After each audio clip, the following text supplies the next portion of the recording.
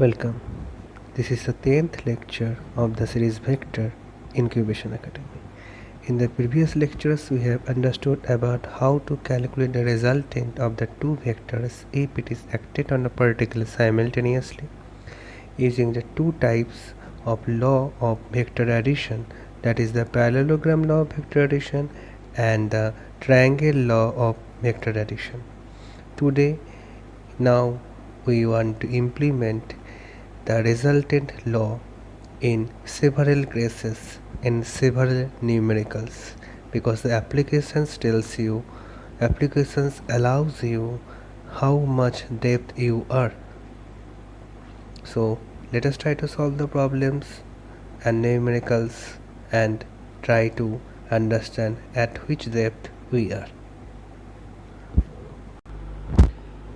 In the previous lecture, we have understood that the resultant law, that is C, equal to root over of a square plus b square plus 2ab cos theta, where theta is the angle between the two vectors, and phi, where phi is tan inverse b sin theta divided by a plus b cos theta. But apart from this, what these implications are? The implications are that the maximum value of the resultant, that is C is A plus B, and this is the maximum value, and the minimum value of the resultant is A minus B. The value of the C is then A minus B. So I can say the value of the resultant should be in between A minus B and A plus B. The value of the resultant is greater than A minus B and less than A plus B, and since I am associating the maximum value and the minimum value, so A minus B greater than equal to C greater than equal to A plus B. The value of resultant should be in between A minus B and A plus B, and may be equal to the lowest value is equal to the A minus B and the highest value is equal to the A plus B. And another thing, we have understood that C equal to root over of A square plus B square. This is the case only when the two vectors are perpendicular to each other, and this case is applicable only for orthogonal vectors. So I want to say this thing, root over of A square plus B square, is also in between them. Okay, so let us take an example. Let us take, it is a particle. Okay, in this particle two forces are acting on it. And what are the values? That is 3 Newton, and another force acting on it, that is 4 Newton. At which angle they are acting on it, it is not told here, but due to the application of these two forces, the single force that is acting on the particle, the single force acting on the particle,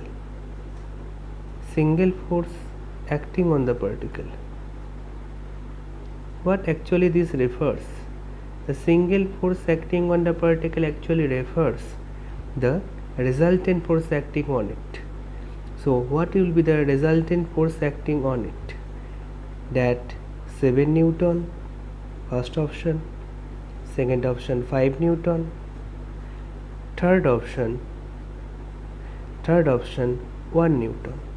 And the fourth one in between 7 Newton and 1 Newton. In between 7 Newton and 1 Newton. So which value is possible here? If I want to find out this thing, then I should write what is the maximum possible value of resultant of these two forces, and that is 4 plus 3, 7 Newton. That is the maximum possible value of the force, maximum value of the resultant of these two forces, and the minimum value is 4 minus 3, that is 1 Newton. So resultant force capital F should be in between them. It may be greater than equal 1 Newton, and it should be less than equal 7 Newton. So it is not only 7 Newton, not only 1 Newton. The single force acting on it is 5 Newton. It cannot be said, but the most appropriate option is in between 7 Newton and 1 Newton. Now let us take the next problem, and in this problem we understood that the single force of the particle, that is the resultant force, and now the question is, if the resultant force acting on a particle is 2 Newton, resultant force acting on a particle is 2 Newton, the resultant force acting on a particle is given.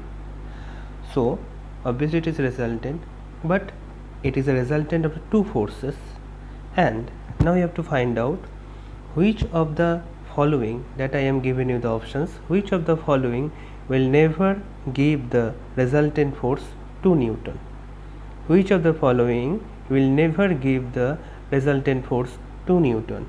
Options are 2 Newton and 2 Newton.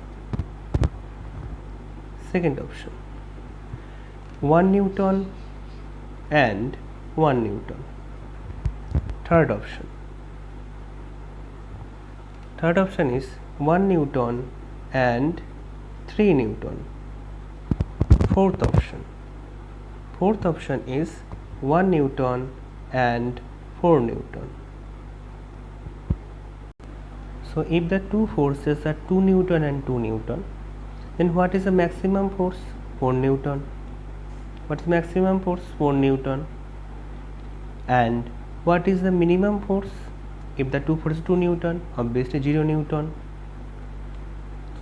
What is the maximum force would be here? 2 Newton. For the second option, 2 Newton. What is the minimum force? 0 Newton. Okay. What is the maximum force for the third option? 4 Newton.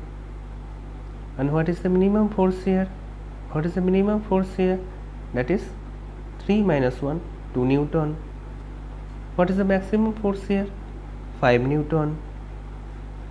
And what is the minimum force here? Minimum force is 3 Newton. So if 2 Newton are the two forces, the resultant should be in between 4 Newton and 0 Newton. Similarly, for 1 Newtons, we both are 1 Newton, then the resultant force should be in between 2 Newton and 0 Newton. If the resultant force is in between 4 Newton and 2 Newton, so the forces are 1 Newton and 3 Newton, the third option. If the resultant force is in between 5 Newton and 3 Newton, then the forces are 1 Newton and 4 Newton, fourth option. So what is the question? The question is Fr equal to 2 Newton.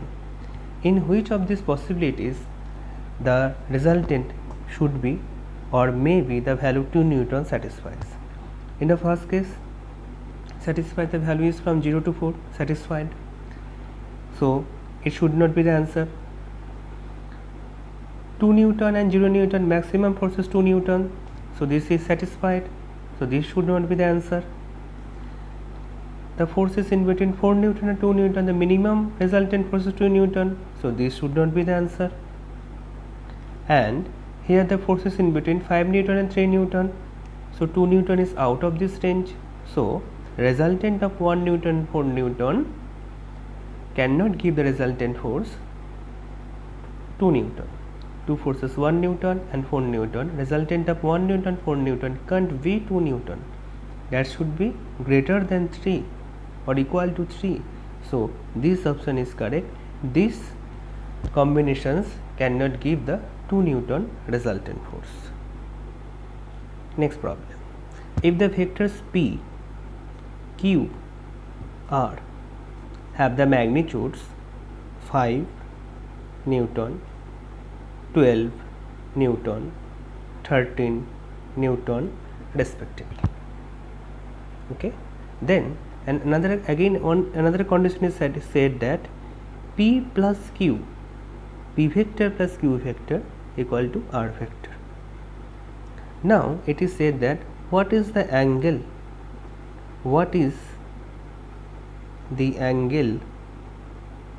between Q vector and R vector? What is the angle between the Q vector and R vector? What are the options? Cos inverse 5 by 12, first option. What is the second option?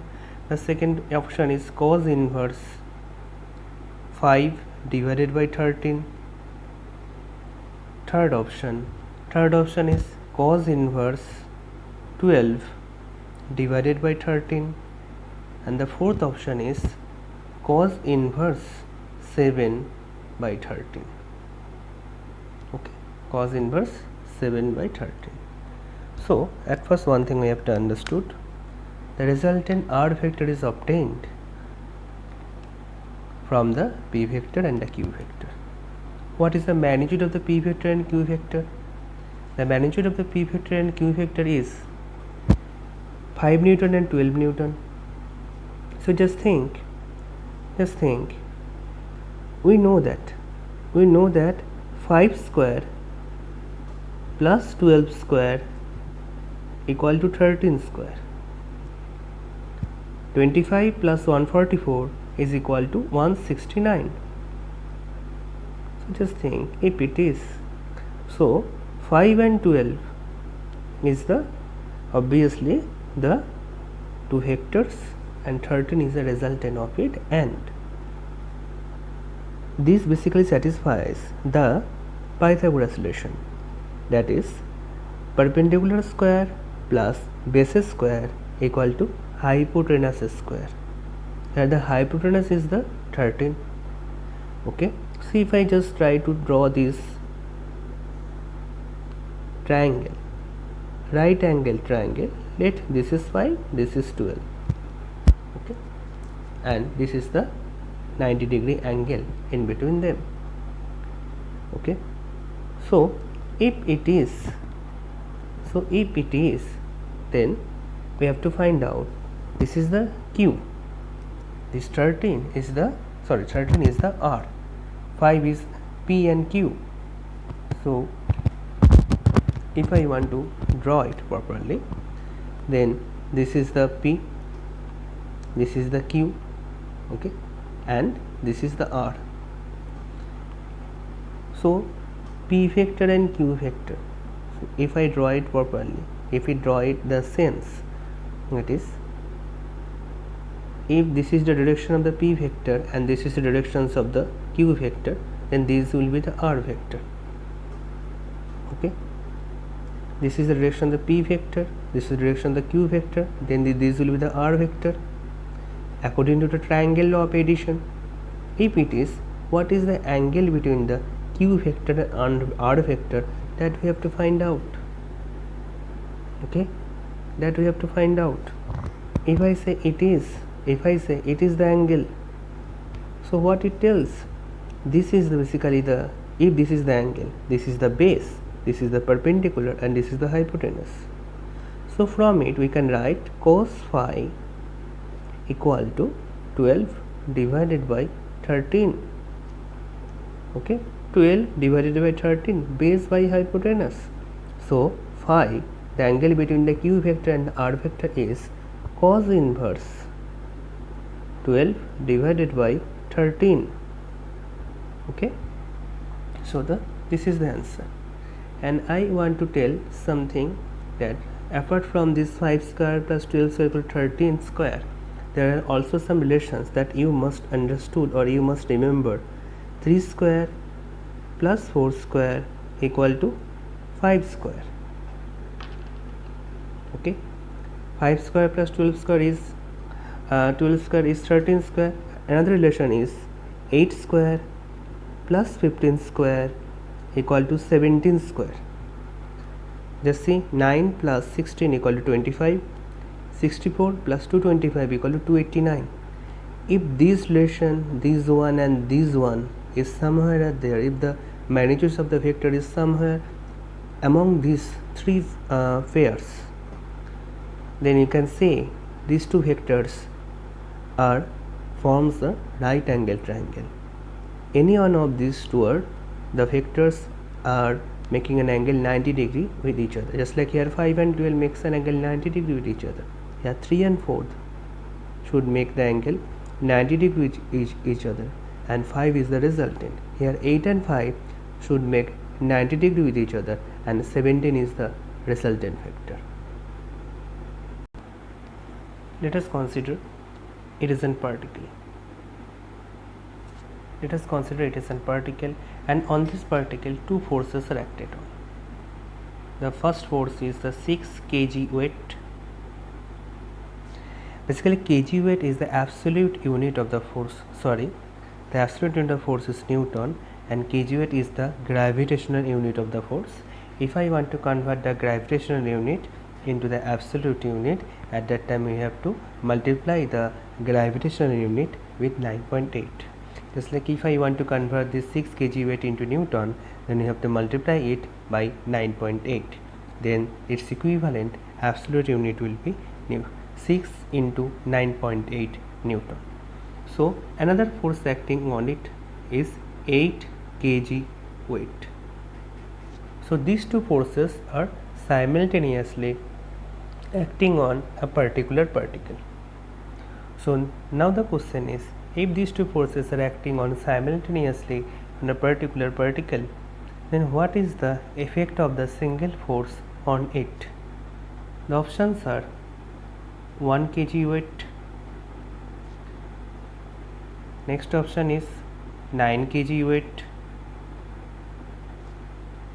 third option is 15 kg weight, and the fourth option is 22 kg weight.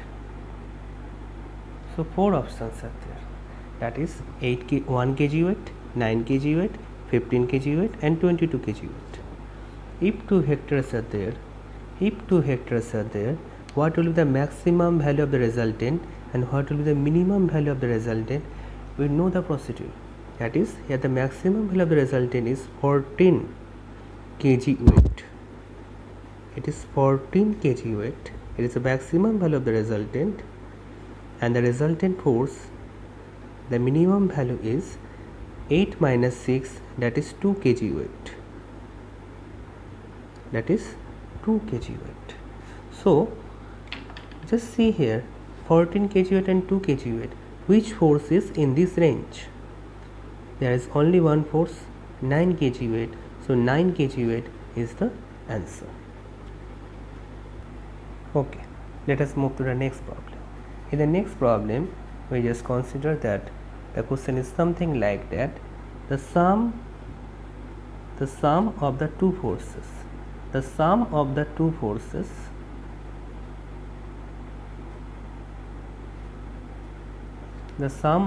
forces is 16 Newton. The sum of two forces is 16 Newton. Okay, if sum of the two forces 16 Newton, if the resultant force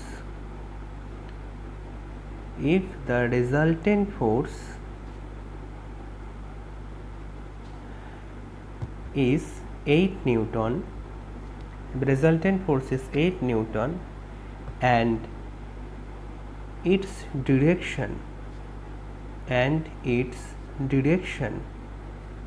is perpendicular to the minimum force, and its direction is perpendicular to the minimum force. Okay, so what are the possible values of the force? We can write that the forces are, the option is 6 Newton and 10 Newton. Second option is 8 Newton and 8 Newton. Third option is 4 Newton and 12 Newton. The fourth option is the 2 Newton and 14 Newton. The sum of the two forces is 16 Newton. The resultant force here acting is 8 Newton and its direction is perpendicular to the minimum force. So if I want to draw the diagram, how it looks like, let us consider this is the force, minimum force. and there is another force. Let us take it is like this somewhere, so that its resultant is somewhere in between. This is the result. It is P, it is Q, and it is R. Resultant of P and Q is R, and let us consider P is the minimum force here, and the resultant is makes an angle 90 degree with the minimum force, so it is satisfied. So I want to say here the sum of the two forces is 16 Newton, okay, and resultant is 8 Newton, so it is 8 Newton. We have no information about this, so we have to use these two informations. P plus Q equal to 16. I am using the first information, and the second information is that we know the resultant, that is P sin theta divided by Q plus P cos theta. This is the equation of finding the direction with this P vector, but this phi is 90 degree, so it is 90 degree. So you can write down this thing as 90 degree, so it will be P sin theta divided by Q plus P cos theta. So from it, if I do a little bit calculation, it will be Q plus P cos theta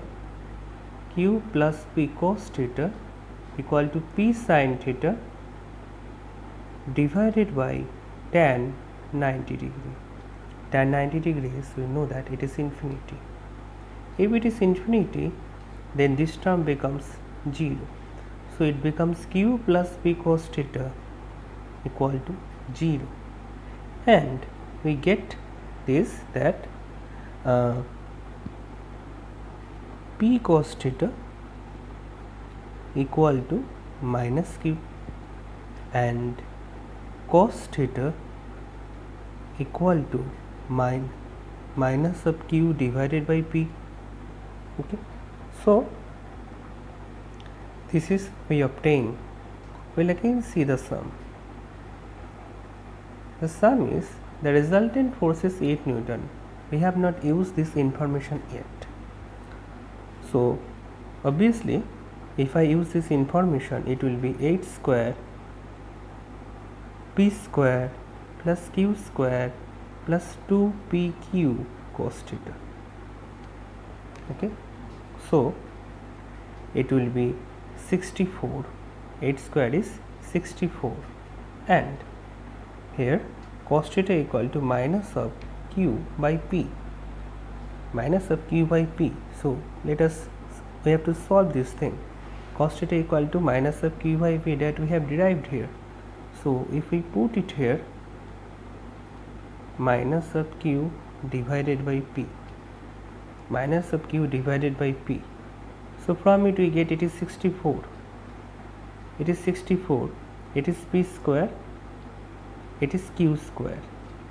Okay, so this P and this P cancels out, so this will become minus of 2Q square. So it will become 64 equal to P square minus Q square. So 64 equal to P plus Q and P minus Q. What do you know? P plus Q equal to 16. If we put this, so this will be 64 equal to 4 into P plus Q. Substituting the value. So sorry, this is P minus Q because we have substituted the value of P plus Q. So P minus Q will be 64 divided by 4. What will be the value? 16. Okay, sorry, here it should be 16 and it should be 4. That's a wrong mistake I have done. That is P plus Q is 16. If I place P plus Q equal to 16, so P minus Q equal to 64 divided by 16, that is 4. So P plus Q equal to 16, P minus Q equal to 4. Okay, if I add just do it. It is the equation 1, it is the equation 2. So from the equation 1 and 2, if I write P plus Q equal to 16, P minus Q equal to 4. So 2P equal to 20. So P equal to 10. If P equal to 10, then what will be the Q? Then Q equal to 6. Okay. So this option is correct. Let us take another problem of similar type. The resultant of two vector is perpendicular to A and the magnitude is half of B, and the magnitude is half of B. Okay, the angle between A and B we have to find out. So the resultant of two vector, that is A and B. Okay, resultant two vectors, it is written there that the magnitude is B by 2. This is the magnitude of the resultant. The magnitude of the resultant is B by 2. So B by 2 square equal to A square plus B square plus 2 AB cos theta. Okay, plus 2 AB cos theta, because the magnitude of the resultant is B by 2. So it is A square plus B square plus 2AB cos theta. That is one relation. Okay, and another relation that we have, that is tan phi. What is tan phi? Tan phi is the angle between the B vector and the result. So what is the formula? The formula of the tan phi is B sin theta divided by A plus B cos theta. What is the value of the phi? Resultant vector is perpendicular to A. Since the resultant vector is perpendicular to A, so it will be tan 90 degree. It is B sin theta divided by A plus B cos theta. So A plus B cos theta equal to B sin theta divided by tan 90 degree. Tan 90 degree is infinity, so this term will becomes 0. So A plus B cos theta equal to 0, because B sin theta divided by 90 degree is 0. Okay, so B cos theta equal to minus A. So cos theta equal to minus of A divided by B. What is the question? Find out the angle between the A and B. So, but from there cos theta is in the terms of A and B. So if I replace this in this equation, it will be B square divided by 4 equal to A square plus B square 2A into B, cos theta is minus A by B. We are going to put here minus A divided by B. So if I am going to put here, then you just see as the minus sign obviously comes here, and this B and this B cancels here. So it will be A square plus B square minus of 2 A square equal to B square by 4. So I just do a little bit arrangement.